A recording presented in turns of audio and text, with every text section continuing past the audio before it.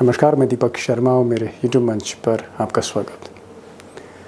दोस्तों, मोदी सरकार के किंग मेकर चंद्रबाबू नायडू को जिस दिन का इंतजार था वो दिन उनके जीवन में, उनकी जिंदगी में आ चुका है। नायडू बाबू को आज जीवन की सबसे बड़ी राहत, अपने पॉलिटिकल कैरियर की सबसे बड़ी रिलीफ, सबसे बड़ी राहत मिली। नायडू बाबू को आज ईडी, जी हाँ, केंद्रीय एजेंसी ईडी ने 371 करोड़ के स्किल डेवलपमेंट स्कैम में क्लीन चिट दे दी, एक तरह से बरी कर दिया। अब सच ये है कि नायडू बाबू जिस मिशन में लगे थे वो मिशन अब पूरा हो चुका है, मिशन कंप्लीटेड।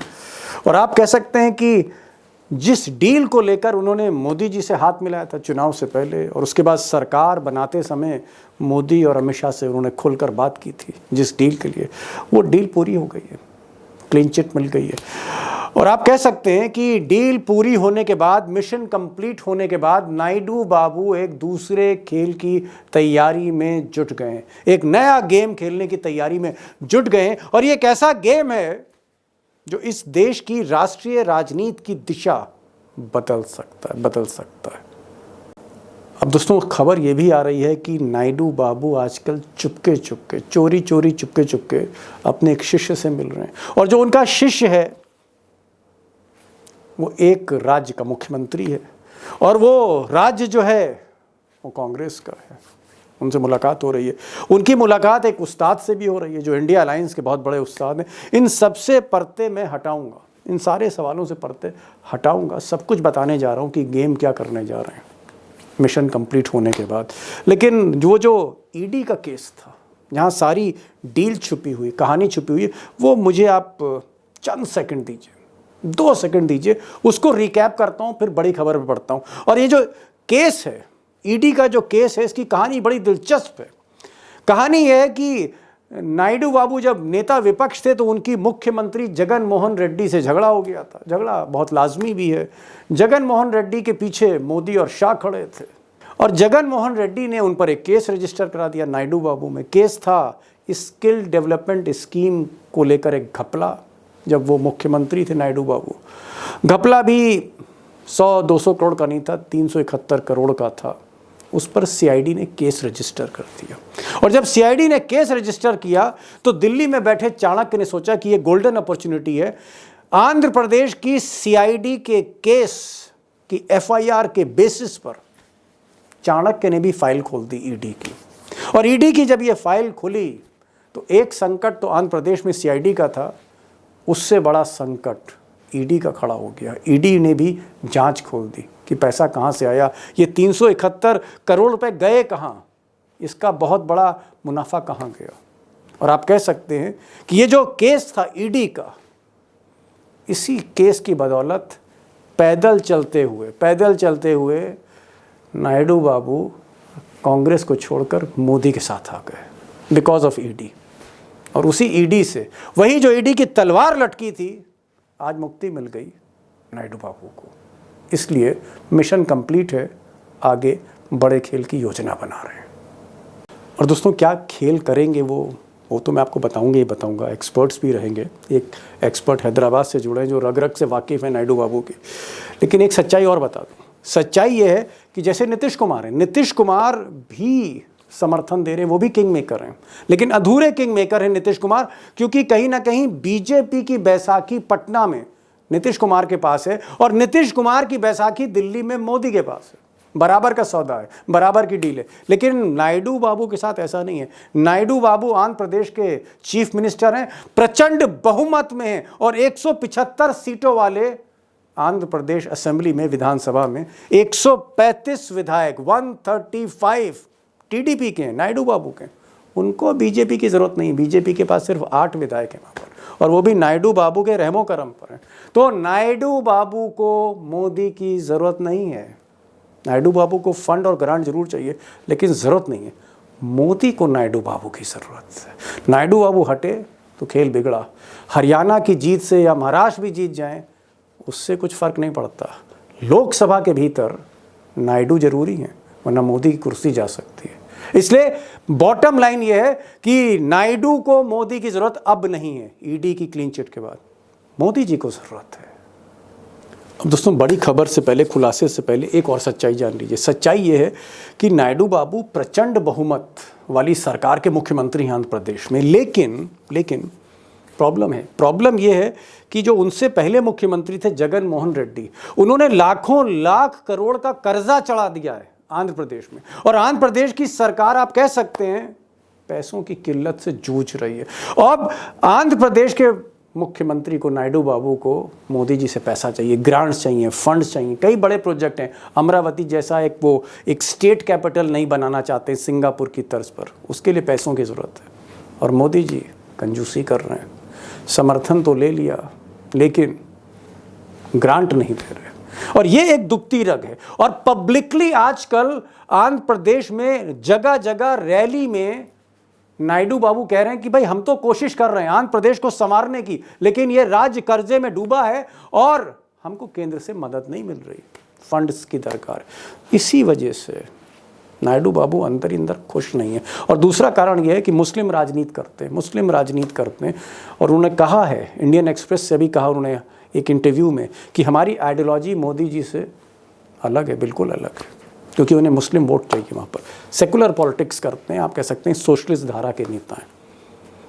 और अब असली खबर यह है कि आजकल नायडू बाबू, और खासकर अब इस क्लीन चिट के बाद जो नए गेम की तैयारी कर रहे हैं, मैंने कहा था ना, एक उनका परम चेला है। और परम चेला जो है वो ये साहब है, रेवंत रेड्डी।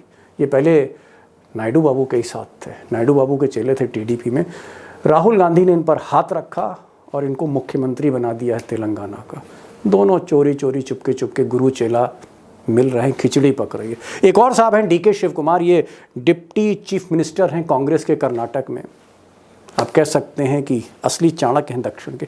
ये भी संपर्क में हैं नायडू बाबू के। और ये साहब जो उस्ताद हैं असली चाणक्य, जी हाँ, अमित शाह भी चाणक्य, ये असली चाणक्य। शरद पवार टीडीपी के अध्यक्ष नायडू बाबू के असली उस्ताद हैं, फ्रेंड, फिलोसफर, गाइड। तो आप सोच सकते हैं कि क्या खिचड़ी पक रही है। अब क्या होने जा रहा है। कुछ लोग कह रहे हैं कि फरवरी 2025 जब बजट आएगा, उस बजट का बेसब्री से इंतज़ार नायडू बाबू को है।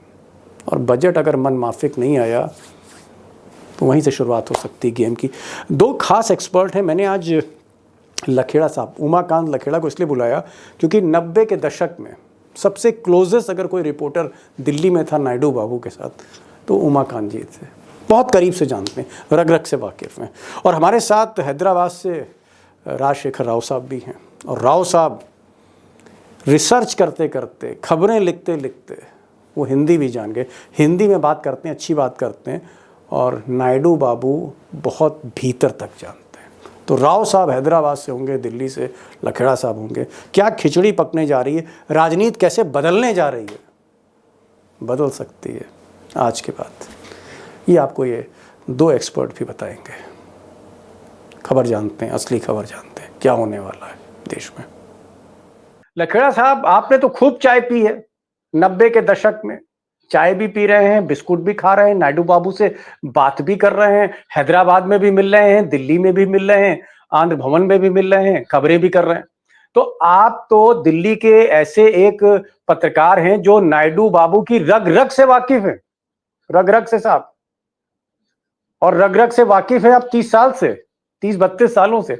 मैं ये जानना चाह रहा था कि नायडू बाबू को जो ये क्लीन चिट मिली है, ये जो ईडी का उन पर तोहमतें लगी थी, जांच चल रही थी, सर पर तलवार लटकी थी, और 371 करोड़ का मामला था, वो भी जेल जा सकते थे। क्या आपको लगता है कि इसके पीछे कोई डील है, और इस डील में कौन भारी पड़ा, मोदी भारी पड़े या नायडू बाबू चालाकी कर गए? देखिए, कोई गांव में बारात जाती है ना, तो जो बारात कई जगह टीका लगाने की प्रथा है, तो बारात में जो बारात होता है उनको लड़की वालों के यहाँ टीका भी लगता है। तो कुछ लोग होते हैं जिनका टीका नहीं लगा हुआ माथे पर, तो पता नहीं चलता ये लड़की तरफ से है या लड़के की तरफ से है। तो इनको टीका लगना था 1-2 महीने पहले चंद्रबाबू नायडू को। तो वो टीका हरियाणा के चुनाव, जम्मू कश्मीर का चुनाव खत्म होने के बाद टीका लगने का वादा किया गया, और वादा पूरा कर लिया। अब अभी देखिए ना कि महाराष्ट्र का चुनाव और झारखंड का चुनाव अनाउंस हो गया है, और सारा जो इंडिपेंडेंट मीडिया हम जैसे लोग कहेंगे कि देखिए अब जो है अगर महाराष्ट्र में चुनाव हारेंगे या झारखंड में बीजेपी चुनाव हार जाएगी तो मोदी की सरकार को सत्ता को चैलेंज हो जाएगा। असल में यह है कि मोदी जी जो तूफान आने के पहले अपने घर को मैनेज कर रहे हैं, और उनको पता है कि चंद्रबाबु नायडू के पास 16 एमपी हैं लोकसभा में, और चंद्रबाबू नायडू पर इस सरकार का पूरा प्राण है बसा हुआ है। जिस दिन चंद्रबाबू नायडू विड्रॉ करेंगे राष्ट्रपति भवन जाकर के, ये सरकार 277 275 पे आ जाएगी, और उसके बाद सरकार का गिरना तय, कोई रोक नहीं सकता, क्योंकि चिराग पासवान कितने दिन तक चलाएंगे। मैं ये कह रहा हूं कि नायडू बाबू इतने परेशान क्यों थे, क्यों इतने परेशान थे कि भाई हमें सबसे पहले ईडी से निकालो, ईडी की जांच से बाहर निकालो, ये दबाव क्यों था ईडी का? देखिए दबाव सिंपल क्वेश्चन ये है कि कलंक का जो टीका है चंद्रबाबू नायडू के माथे पर लगा हुआ था कि कलंक का टीका, आप तो ईडी के मुजरिम हैं। जो जगनमोहन रेड्डी की गवर्नमेंट ने जो सीआईडी इंक्वायरी स्कैम में उनके खिलाफ लगाई थी, उसको अप्रूवल दे दी थी मोदी सरकार ने। अमित शाह ने ईडी अटैच कर दी थी, ईडी के साथ अटैच कर दिया था, और केस रजिस्टर हो गए, उनको जेल में रखा। और जब इनका समझौता हुआ लोकसभा चुनाव के चंद वीक पहले, उसके पहले चंद्रबाबू नायडू क्या क्या कह रहे थे? सीधी सी बात ये है कि चंद्रबाबू नायडू को फंदे से निकलना था, और ये इसमें इनडायरेक्टली धमकी भी थी कि देखिए हमारे पास तो खोने को कुछ नहीं है, हमारी सरकार तो पूर्ण बहुमत में है आंध्र प्रदेश में, आप पर डिपेंडेंट नहीं है, आप हम पर डिपेंडेंट है। जरा राव साहब के पास चलते हैं, हैदराबाद का मिजाज समझने की कोशिश करते हैं। राव साहब, आपकी तो पूरी उम्र जो है वो नायडू बाबू के रिसर्च में ही गुजर गई, और रिसर्च करते करते आप हिंदी भी सीख गए। मुझे ये बताइए कि क्या चुनाव के समय जब डील हो रही थी मोदी के साथ, अमित शाह के साथ, नायडू बाबू की, तो क्या डील ये थी कि भाई हम समर्थन देंगे और आप हमें ईडी की जांच से मुक्त कराइए? क्या डील ये थी कि हम तुम्हें समर्थन देंगे लेकिन पहले भैया तुम हमको जो है ये ईडी के दलदल से बाहर निकालो? क्या ईडी जो डील थी उसमें एक नंबर 1 प्रायोरिटी थी ईडी की जांच? उसमें कोई शक नहीं है सर। आपको याद होगा जब चुनाव के परिणाम आए तो नीतीश बाबू ने कहा हमें स्पेशल कैटेगरी स्टेटस चाहिए, लेकिन Chandrababu Naidu special category status कुछ भी नहीं पूछ रहे। वो बोल रहे हैं हमें, पर्दे के ऊपर बोल रहे हैं, स्क्रीन कैमरे के सामने, हमें अमरावती के लिए पैसा चाहिए, और उस कैमरे के पीछे बोल रहे हैं हमारे जो भी केस है उसे हटा दो। ओहो, मतलब आप आप बड़ी बात कर रहे हैं राव साहब। आप कह रहे हैं कि ना चंद्रबाबू नायडू को कोई मंत्रिमंडल में मोटा मंत्रालय चाहिए था, ना उनको स्पीकर चाहिए था, ना उनको पैसा भी नहीं, पैसा तो सिर्फ पब्लिक ले कह रहे थे। दरअसल पर्दे के पीछे उनको सिर्फ ईडी से मुक्ति चाहिए थी, ईडी से मुक्ति, ईडी से पुराने केसेस में मुक्ति चाहिए थी, और नए केसेस जो बनने हैं वो नहीं खुलना है। ये तो 330 करोड़ के केस की बात है, 371 करोड़।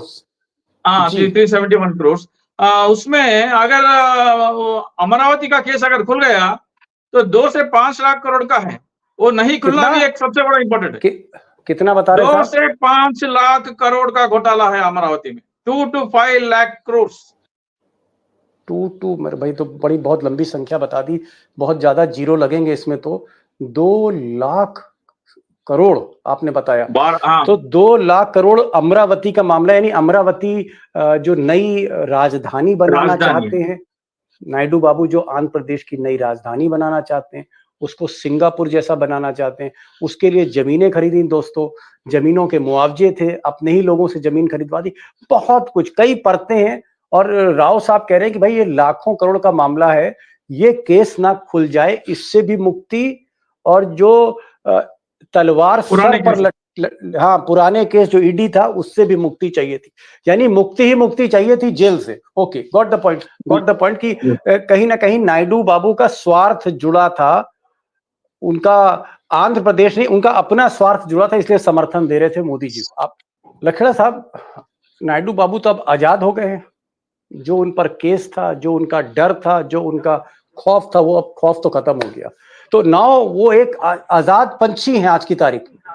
अब उन्हें किसी चीज का डर नहीं है, किसी चीज का खौफ नहीं है, और मोदी की उन्हें जरूरत नहीं है आंध्र प्रदेश में, और आंध्र प्रदेश से बाहर जो है नायडू बाबू को जाना नहीं है। तो आपको क्या लगता है कि आज की तारीख के बाद नायडू बाबू बहुत ताकतवर हो गए? नहीं, देखिए ऐसा नहीं है। देखिए गुजरात लॉबी जो काम करती है बड़ा होमवर्क करती है। अभी जो हंचमैन पकड़ा हुआ है 35 करोड़ का प्रॉपर्टी उसको जो है अटैच कर दिया है। अगर ये कुछ गड़बड़ करेंगे तो उसको सरकारी गवाह बना देंगे, इनका कोई भरोसा थोड़ी है। और इनके पास जो अमरावती का जो प्रोजेक्ट है उसमें जो लैंड में जो डील्स हो रखी है उनकी पूरी फाइलें इकट्ठा करके रखी हुई है। अगर देखिए चंद्रबाबू नायडू मुक्त जरूर हो गए हैं कहने के लिए, लेकिन पूरा फाइलें अभी ईडी के पास सेंट्रल गवर्नमेंट का इंफॉर्मेशन में है। और ऐसे तमाम लोग ऐसे तैयार हैं आंध्र प्रदेश में कि जो इस पूरे केस में ईडी के गवाह बन सकते हैं चंद्रबाबू नायडू के खिलाफ।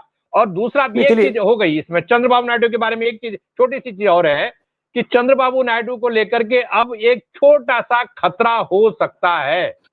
अच्छा, वो इसलिए हो सकता है जी, इसलिए हो सकता है कि चंद्रबाबू नायडू के कांग्रेस के लोगों से खास तौर पर बहुत अच्छे रिलेशन है। राहुल गांधी 2019 का जो लोकसभा चुनाव हुआ था उसमें दोनों ने मिलकर चुनाव लड़ा था। 2019 में राहुल गांधी और चंद्रबाबू नायडू ने। ये अलग बात है कुछ टाइमिंग बड़ी गलत थी। ये अलग बात है कि जगनमोहन रेड्डी ने इनको धूल चटा दिया, इन दोनों को हरवा दिया।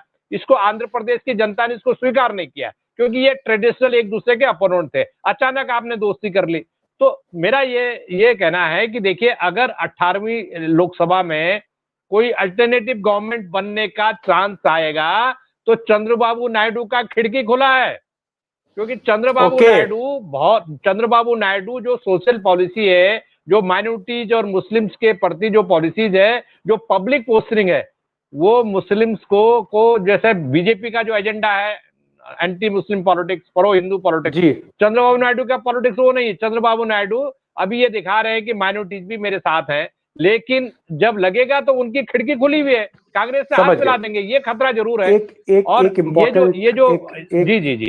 एक इम्पॉर्टेंट बात लखेड़ा साहब ने कही। उन्होंने कहा कि चंद्रबाबू नायडू की जो राजनीति है आंध्र प्रदेश में, मुस्लिम उसमें अहमियत रखते हैं, उनकी इंपॉर्टेंस है। मुस्लिम वोट नायडू बाबू को चाहिए और इसलिए बीजेपी से उन्होंने हाथ जरूर मिलाया है, लेकिन परहेज करके मिलाया है, दिल से नहीं मिलाया है। और आज जब ईडी से उनको क्लीन चिट मिल गई, मुकदमों का झंझट खत्म हो गया, और जो मुकदमे सीआईडी में चल रहे थे आंध्र प्रदेश में, उसके तो माई बाप वो खुद ही है, मुख्यमंत्री के अंडर में ही आंध्र प्रदेश की सीआईडी है, तो वो केस तो वो खुद ही निपटा लेंगे या निपटा दिए होंगे। सिर्फ डर उनको सेंट्रल एजेंसीज के केसेस का था, वो डर खत्म हो गया है।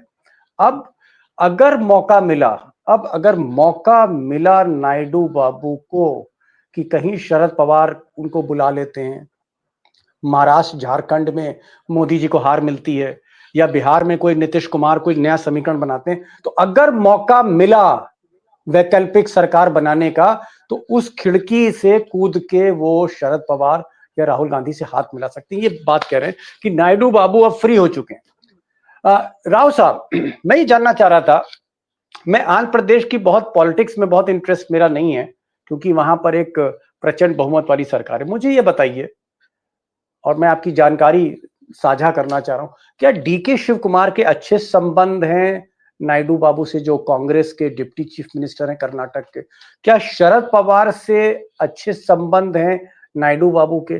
क्या ये दोनों मुलाकात करते हैं, फोन पे बातचीत होती है? क्या इनके बीच में संबंध है शरद पवार नायडू के, डीके शिव कुमार और नायडू बाबू के? सर जी बिल्कुल सर, बिल्कुल है साहब। शरद पवार से उनका बहुत पुराना रिश्ता है, वो तो हम जानते ही हैं।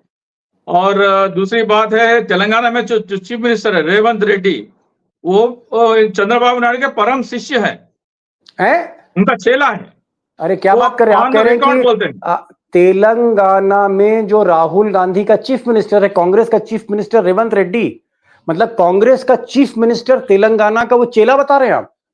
जी बिल्कुल चेला है, वो खुद बोलते हैं, रेवंत रेड्डी खुद बोलते हैं, चीफ मिनिस्टर के ओहदे पर बैठ के बोलते हैं, तो ऐसा तो नहीं है चंद्रबाबू नायडू मेरे गुरु है करके। ये जो कह रहे हैं कि अगर वैकल्पिक सरकार बनाना होगा तो ये चेला गुरु को ले आएगा पकड़ के, आओ गुरुजी चले इधर। सर क्यों नहीं आएगा सर? शर्मिला जी जगन मोहन रेड्डी की सगी बहन, वो भी पीसीसी प्रेसिडेंट है आंध्र प्रदेश के। चंद्रबाबू नायडू के जो मंत्री है उनके जहाजों में घूमती है, हवाई जहाजों अरे में। बाप रे बाप। हाँ, उनको जरा उनके बेटे का जब शादी हुआ, स्पॉन्सर्स पूरे तेलुगु देशम वाले थे, टीडीपी वाले थे। तेलुगु देशम का जो अरे भाई स्क्रिप्ट है ये वो पढ़ती। लखेड़ा साहब, ये राव साहब क्या बता रहे हैं कि मिस्टर नायडू के बड़े अच्छे संबंध हैं तेलंगाना के कांग्रेस के मुख्यमंत्री रेवंत रेड्डी से। राव साहब कह रहे हैं कि रेवंत रेड्डी कांग्रेस के चीफ मिनिस्टर तो चेले हैं, परम चेले नायडू बाबू के। दूसरी बात ये कह रहे हैं कि जो कांग्रेस की प्रेसिडेंट है शर्मिला जी, जगन मोहन रेड्डी की बहन, वो हवाई जहाज में घूमती हैं नायडू बाबू के लोगों के साथ। ये कह रहे हैं कि डीके शिव कुमार जो डिप्टी चीफ मिनिस्टर हैं कांग्रेस के कर्नाटक के, उनके बड़े अच्छे संबंध हैं, दोनों टेलीफोन पे बात करते हैं। और शरद पवार जो इंडिया अलायंस के नंबर 1 चाणक्य हैं, वो उस्ताद हैं नायडू बाबू के। तो ये तो चारों तरफ जो बाराती हैं, ये तो सब इंडिया अलायंस है साहब। तो क्या मौका आने पर खेल हो जाएगा? देखिए, दक्षिण की जो पॉलिटिक्स है वो बहुत टिपिकल पॉलिटिक्स है। मुझे भी जब दूर से दिखाई देता था तो बहुत इजी दिखाई देता था, लेकिन चंद्रबाबू नायडू एक मंजे हुए खिलाड़ी हैं। आपको ये नहीं भूलना चाहिए कि वो संयुक्त मोर्चा के कन्वीनर थे और उनको इतना रिस्पेक्ट था एयरपोर्ट से लेकर के हैदराबाद एयरपोर्ट, दिल्ली एयरपोर्ट, और बहुत व्यस्त कन्वीनर थे वो संयुक्त मोर्चा के, यूनाइटेड फ्रंट के। तो मैं ये मानता हूं कि चंद्रबाबू नायडू की पूरी कनेक्टिविटी है और ये कनेक्टिविटी के वजह से ही वो ईडी की क्लीन चिट दी गई है। मैं आपको बता दूं, क्योंकि अगर उनको लगा कि ये ज्यादा दिन तक इनको क्लीन चिट देने में थोड़ी देरीदारी कर दी या कोई बहाना बना दिया तो भाई साहब फिसल जाएगी पूरी गवर्नमेंट मोदी सरकार का पूरा प्राण जो है चंद्रबाबू नायडू के कंट्रोल में है। और मोदी जिस तरह से नई तरह की समस्याओं हरियाणा के बाद, जिस तरह की अविश्वसनीयता इलेक्शन कमीशन की हुई है और जो नए चैलेंजेस महाराष्ट्र और झारखंड में, जैसे मैंने पहले बताया, तो कोई जोखिम नहीं लेना चाहती मोदी सरकार, कोई जोखिम नहीं लेना चाहती। और चंद्रबाबू नायडू को भी पता है कि भाई अभी ले लो जो लेना है, हाथों हाथ ले लो, आगे का कल का भरोसा नहीं है। और वो कनेक्टिविटी उनकी पूरी साउथ इंडिया की पॉलिटिक्स में बड़ा अच्छी कनेक्टिविटी है उनकी। और देखिए हर जगह उनके रिलेशनशिप, निजी रिलेशनशिप के मामले में चंद्रबाबू नायडू सबके उस्ताद है। वो अपने रिलेशन किसी से खराब नहीं करते हैं, खिड़की खोल के रखते हैं। जगन मोहन रेड्डी के अलावा जितने पॉलिटिशियन हैं साउथ के, सबसे चंद्रबाबू नायडू के रिलेशन बहुत अच्छे हैं, इतना मैं कह सकता हूँ। एक इम्पोर्टेंट क्वेश्चन, बहुत इंपॉर्टेंट क्वेश्चन। और आप क्योंकि पार्लियामेंट्री पॉलिटिक्स में सबसे सीनियर मोस्ट जर्नलिस्ट हैं आज की तारीख में देश में, मैं ये पूछ रहा हूं आपसे कि क्या आपको लगता है कि अगर मिस्टर मोदी ने नायडू बाबू को जो वो पैसा मांग रहे हैं, जो फंड्स मांग रहे हैं, अगर वो फंड्स नहीं मिले, वो पैसा नहीं मिला, 1-1 लाख करोड़ रुपया, क्योंकि अभी तक तो पैसा बहुत ज्यादा रिलीज किया नहीं मोदी जी ने, मोदी जी कंजूस है इस मामले में, अगर उनको पैसा नहीं मिलता है तो क्या एक नौबत ऐसी भी आ सकती है कि वो उनको डिच कर दें, मोदी को धोखा दे दें? क्योंकि जैसे ही अगर वो पाला बदलते हैं तो सरकार जा सकती है और दूसरी सरकार बन सकती है। ये हमारी जो स्ट्रेंथ है, जो पार्टी पोजीशन है लोकसभा में, इस तरह की है। क्या डिच कर सकते हैं, क्या छोड़ सकते हैं अगर नाजुक मौका है, कोई ऐसा मोड़ आया जहां मोदी कमजोर लिखे, नायडू बाबू को पैसा नहीं मिल रहा है अपने स्टेट के लिए, क्या वो छोड़ सकते हैं? मैं इसलिए कह रहा हूं कि अब ईडी वीडी का कोई चक्कर नहीं बचा, इसलिए मैं कह रहा हूं now he is a free person, king maker and free, king maker भी हैं और फ्री भी हैं। 2025 का बजट सेशन आने दीजिए। बजट सेशन मोदी सरकार के लिए 2025 का बजट सेशन बहुत जरूरी है, बहुत इंपॉर्टेंट है। और उसमें जो मोदी सरकार ने राज्यों से वादे किए हैं, जो चंद्रबाबू से वादे किए हैं, जो बिहार से वादे किए हैं, वो वादे उनको उस बजट में ब्लैक एंड व्हाइट में मेंशन करना पड़ेगा, अनाउंस करना पड़ेगा। मुझे ऐसा लगता है कि चंद्रबाबू नायडू सही वक्त की तलाश में, टाइमिंग की तलाश में है और कैलकुलेटिव, बहुत कैलकुलेटिव है चंद्रबाबू नायडू को जब पता लगता है कि इनसे हमें नुकसान हो रहा है, चंद्रबाबू को छोड़ देते हैं। बीजेपी को 2 बार डिच कर चुके हैं, तीसरी बार भी डिच करेंगे। टाइमिंग आने पर वक्त का इंतजार कीजिए। मुझे ऐसा लगता है 2025 के किसी भी तारीख को वो दिन आएगा जब चंद्रबाबू नायडू के सर से पानी गुजरेगा और चंद्रबाबू नायडू कहेंगे बहुत हो गया। लेकिन मैं एक बात ध्यान रखिए, चंद्रबाबू नायडू पर मोदी सरकार डिपेंडेंट है। चंद्रबाबू नायडू बीजेपी पर आंध्र में डिपेंडेंट नहीं है, पवन कल्याण के साथ। इसीलिए बीजेपी थोड़ी सतर्क हो गई है। पवन कल्याण जो डिप्टी चीफ मिनिस्टर हैं, उनको बीजेपी थोड़ा थोड़ा करके अपने साथ क्लोज कर रही है। उसका कारण क्या है? उसका कारण यह है कि आने वाले टाइम पर हिंदुत्व का जो ब्रांड है आंध्र में फैलाना होगा, तो पवन कल्याण के लेकर के करना पड़ेगा। इसलिए चंद्रबाबू नायडू नाराज ना हो जाए, उसको तलवार की धार पर भारतीय जनता पार्टी चल रही है इस समय कह सकता हूं। 2025 में आर पार होगा, इतना भी कह सकता हूं आपको मैं। 2025 में आर पार होगा, तलवार की धार पर बीजेपी है। जहां तक नायडू बाबू से रिश्ते हैं, बीजेपी को नायडू के 16 सांसद चाहिए, नायडू बाबू को एक भी विधायक नहीं चाहिए बीजेपी का आंध्र प्रदेश में।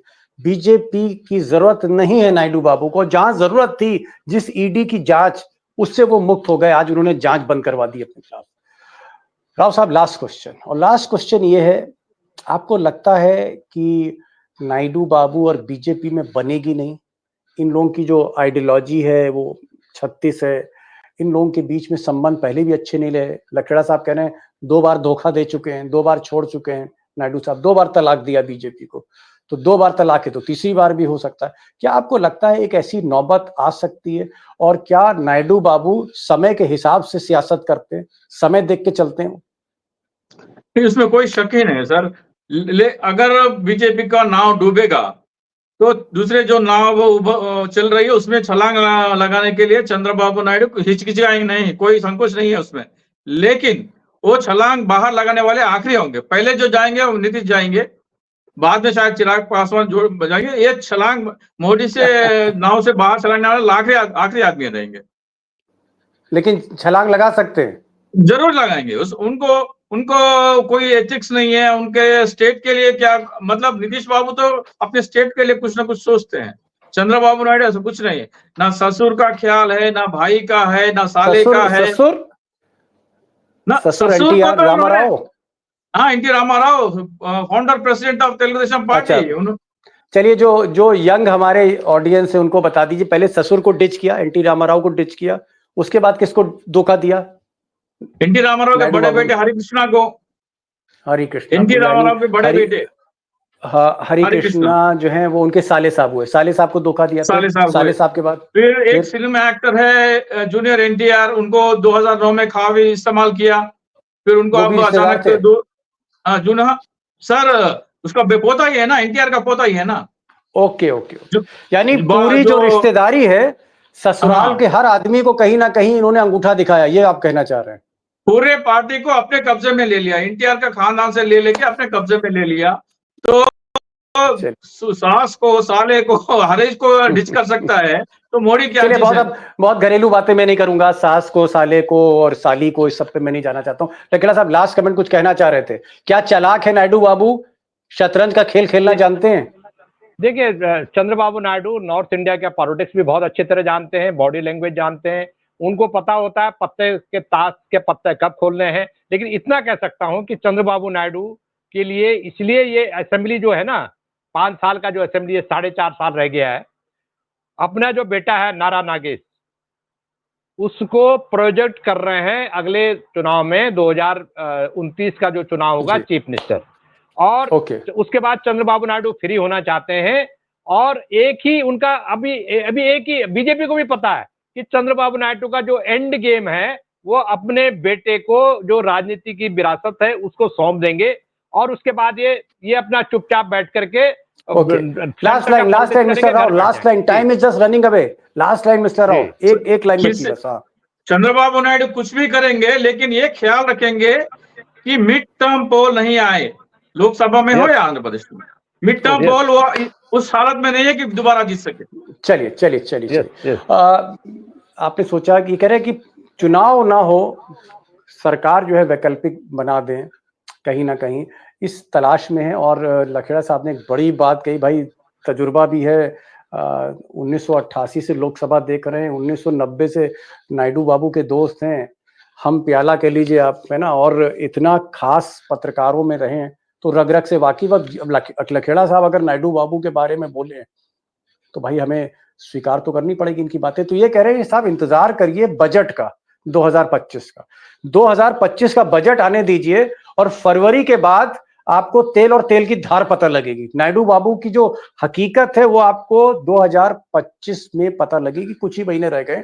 और एक चीज और कही इन्होंने कि साहब जो संकट था, जो तलवार सर पर लटकी थी ईडी की, वो तलवार अब हट गई है। तो now he is a free man and he is a king maker भी हैं और आजाद भी हैं पूरी तरह से। राव साहब आप हैदराबाद से जुड़े, बहुत बातें आपने बताई और मैं माफी चाहूंगा कि जो आप ससुराल और साली और ये सब बोल रहे थे, अब मुझे लगा पर्सनल बातों को क्या कहना।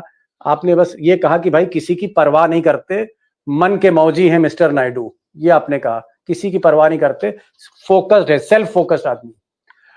लखेड़ा साहब बहुत बहुत शुक्रिया, आज आप आए और आपने खुलकर बातें की। Thank you so much mister Rao, thank you so much mister Lakhera, on behalf of my friend, thank you so much.